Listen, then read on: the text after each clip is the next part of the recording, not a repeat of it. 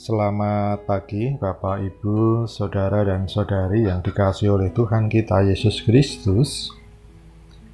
Pagi hari ini kita akan merenungkan firman Tuhan kembali. Namun terlebih dahulu kita akan berdoa memohon pertolongan Tuhan.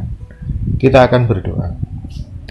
Kami bersyukur kepadamu Tuhan, kalau saat ini Tuhan sudah memberi kesempatan bagi kami untuk bangun dan kami akan membuka hati kami mendengar firman Tuhan.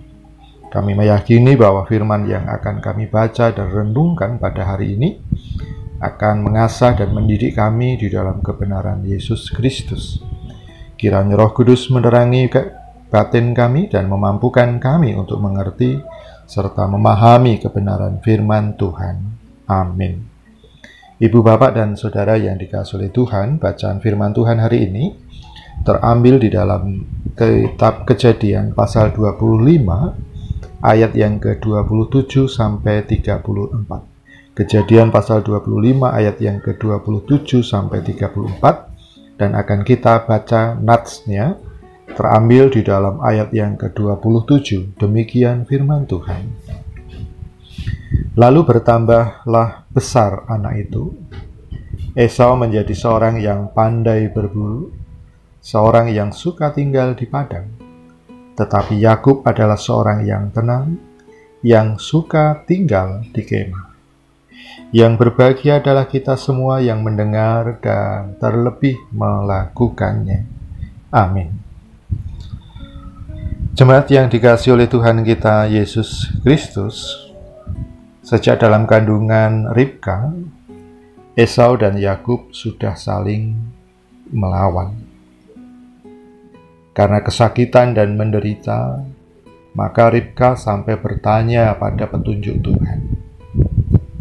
Jawaban Tuhan bukan menjelaskan tentang keadaan kandungan Ribka, melainkan menubuatkan munculnya dua bangsa besar yang akan saling bertolakan. Nubuat itu tidak lazim dari segi manusia maupun dari segi aturan Allah sendiri. Dari segi manusia, lebih logisnya menyimpulkan bahwa Esau yang berkepribadian sebagai petualang akan menjadi penakluk. Namun, dalam nubuat itu justru Yakub yang berkepribadian sebagai anak mama dinubuatkan akan menundukkan Esau. Hal itu sudah tercermin dari bagaimana Yakub memegangi kaki Esau ketika keduanya keluar dari kandungan. Ibu, Bapak, Saudara yang dikasihi Tuhan, garis hidup mereka menurut Rasul Paulus sudah ditetapkan oleh Allah.